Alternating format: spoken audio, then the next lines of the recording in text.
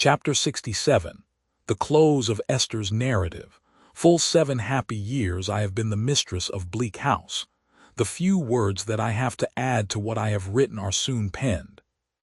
Then I and the unknown friend to whom I write will part forever, not without much dear remembrance on my side, not without some, I hope, on his or hers.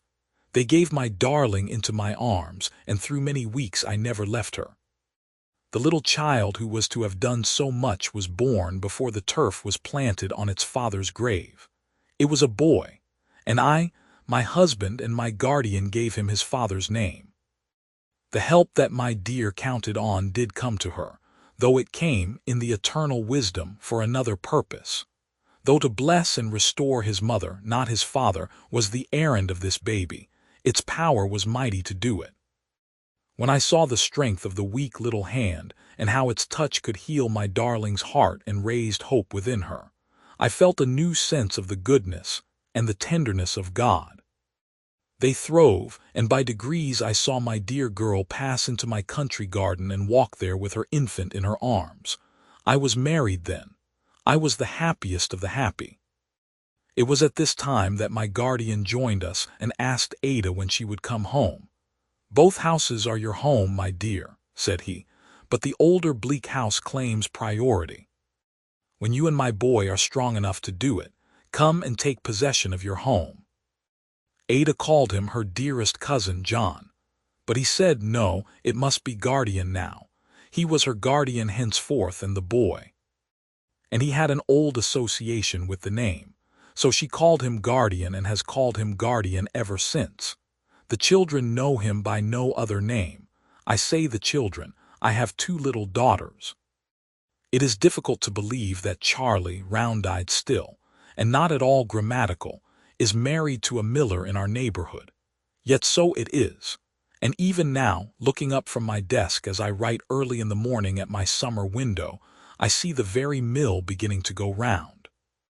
I hope the miller will not spoil Charlie, but he is very fond of her, and Charlie is rather vain of such a match, for he is well-to-do and was in great request. So far as my small maid is concerned, I might suppose time to have stood for 7 years as still as the mill did half an hour ago, since little Emma, Charlie's sister, is exactly what Charlie used to be. As to Tom, Charlie's brother, I am really afraid to say what he did at school in ciphering, but I think it was decimals. He is apprenticed to the miller, whatever it was, and is a good bashful fellow, always falling in love with somebody and being ashamed of it. Caddy Jellyby passed her very last holidays with us, and was a dearer creature than ever, perpetually dancing in and out of the house with the children, as if she had never given a dancing lesson in her life. Caddy keeps her own little carriage now instead of hiring one, and lives full 2 miles further westward than Newman Street. She works very hard, her husband, an excellent one, being lame and able to do very little. Still, she is more than contented, and does all she has to do with all her heart. Mr. Jellyby spends his evenings at her new house with his head against the wall as he used to do in her old one. I have heard that Mrs. Jellyby was understood to suffer great mortification from her daughter's ignoble marriage and pursuits, but I hope she got over it in time. She has been disappointed in Borrioboola, which turned out a failure in consequence of the king of Borrioboola wanting to sell everybody, who survived the climate, for rum, but she has taken up with the rights of women to sit in Parliament, and Caddy tells me it is a mission involving more correspondence than the old one. I had almost forgotten Caddy's poor little girl. She is not such a mite now, but she is deaf and dumb. I believe there never was a better mother than Caddy, who learns, in her scanty intervals of leisure, innumerable deaf and dumb arts to soften the affliction of her child. As if I were never to have done with Caddy, I am reminded here of Peepy and old Mr. Turveydrop. Peepy is in the custom house, and doing extremely well. Old Mr. Turveydrop, very apoplectic, still exhibits his deportment about town, still enjoys himself in the old manner, is still believed in the old way. He is constant in his patronage of Peepy, and is understood to have bequeathed him a favorite French clock in his dressing room, which is not his property. With the first money we saved at home, we added to our pretty house by throwing out a little growlery expressly for my guardian, which we inaugurated with great splendor the next time he came down to see us. I try to write all this lightly, because my heart is full in drawing to an end, but when I write of him, my tears will have their way. I never look at him, but I hear our poor dear Richard calling him a good man. To Ada and her pretty boy, he is the fondest father. To me he is what he has ever been, and what name can I give to that?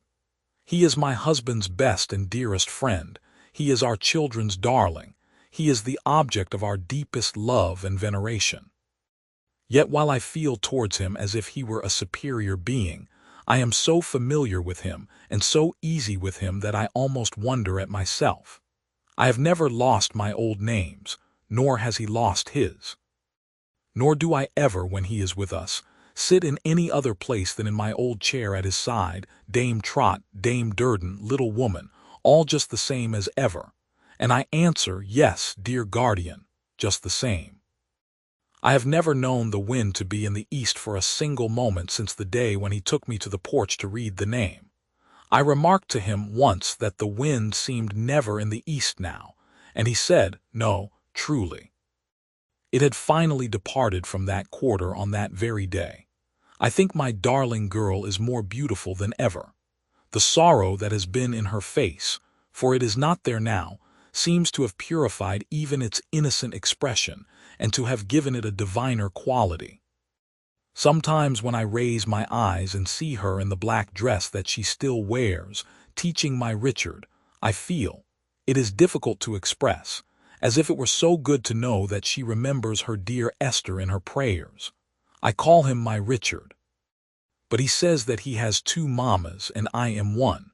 We are not rich in the bank, but we have always prospered, and we have quite enough. I never walk out with my husband, but I hear the people bless him. I never go into a house of any degree, but I hear his praises or see them in grateful eyes. I never lie down at night, but I know that in the course of that day he has alleviated pain and soothed some fellow creature in the time of need. I know that from the beds of those who were past recovery, thanks have often gone up in the last hour for his patient ministration. Is not this to be rich? The people even praise me as the doctor's wife. The people even like me as I go about and make so much of me that I am quite abashed. I owe it all to him, my love, my pride. They like me for his sake, as I do everything I do in life for his sake. A night or 2 ago, after bustling about preparing for my darling and my guardian and little Richard, who are coming tomorrow, I was sitting out in the porch of all places, that dearly memorable porch, when Alan came home. So he said, "My precious little woman, what are you doing here?"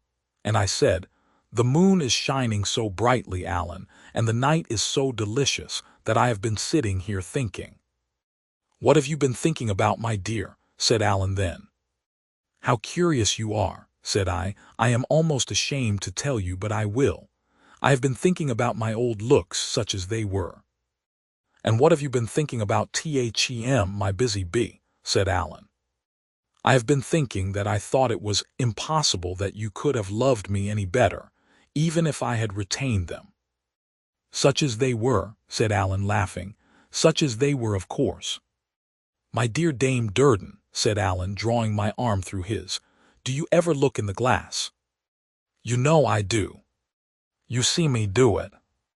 And don't you know that you are prettier than you ever were?" "I did not know that.